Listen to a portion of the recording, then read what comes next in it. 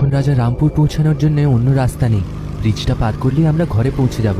না, আমার ভয় করছে। ব্যাস আর কিছুক্ষণ।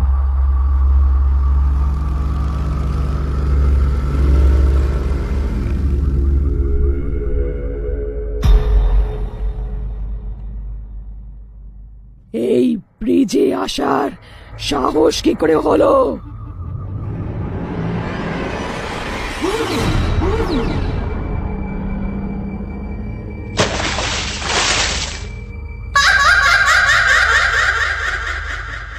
আর সেই বিদঘুটে হাসিটা সেই রাত্রে নির্জন ভাবে ছড়িয়ে গেল। রাজা রামপুর গ্রাম শহর থেকে একটু দূরে ছিল। জঙ্গলের রাস্তা দিয়ে গ্রামে যাওয়ার জন্য একটা নদী পার করতে হতো। তাই বেশ টাকা খরচা করে একটা পাথরের ব্রিজ তৈরি করা হলো। খুব কষ্ট করে ব্রিজটা বানানো হয়েছিল, কিন্তু কেউ ব্রিজটার ব্যবহার করতে পারতো না, কারণ এই ব্রিজে বসে থাকা একটা ডাইনি এই ব্রিজটাকে কাউকে ব্যবহার করতেই দিত না। এই ব্রিজটার সামনেই আছে একটা বড় ঘর। এটা হলো গ্রামের প্রধান রামচরণ মশাইয়ের বাড়ি। এনার ছেলে বিক্রান্ত শহরে বড় সিভিল ইঞ্জিনিয়ার। ওর বিয়ে 2 বছর আগে রাধিকার সঙ্গে হয়েছিল, কিন্তু 2 বছর পর প্রথমবার বিক্রান্ত রাধিকাকে নিয়ে লকডাউনের জন্য রাজা রামপুর এসেছিল।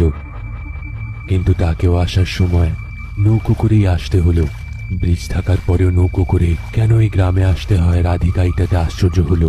ঠিক তখনই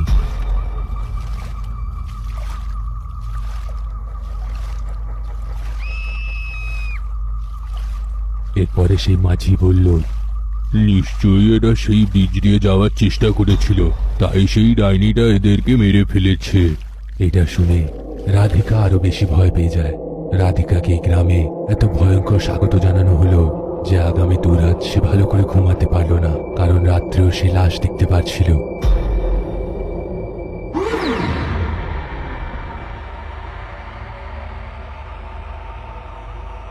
রাধিকা বিক্রান্তের সঙ্গে এই ব্যাপারে কথা বলতে চাইল, কিন্তু বিক্রান্ত তখনই আস্তে করে বলল, সেই ব্রিজটা অশুভ, এর ব্যাপারে কখনো কথা বলবে না। তাই সেই কথাটা সেইখানেই শেষ হয়ে যায়। কিন্তু রাধিকা এই কথাটাকে কখনো ভুলতে পারে না। তার ঘরের জানলা দিয়ে সে সেই ব্রিজটাকে দেখতে পেত, আর রাত্রেবেলা সেই ব্রিজটা আরো ভয়ঙ্কর দেখতে লাগতো। সেটার থেকে বিদঘুটের শব্দ শোনা যেত, এমন মনে হতো যেন তাকে কেউ ব্রিজের উপরে ডাকছে। একদিন রাত্রেবেলা রাধিকা ঘুমের ঘোরে ব্রিজের দিকে হাঁটতে শুরু করলো। তার হুঁশই ছিল না যে সে কোন দিকে যাচ্ছে। তার শুধু এমন মনে হচ্ছিল যেন কোনো আওয়াজ তাকে ডাকছে। সে আস্তে আস্তে সে ব্রিজের দিকে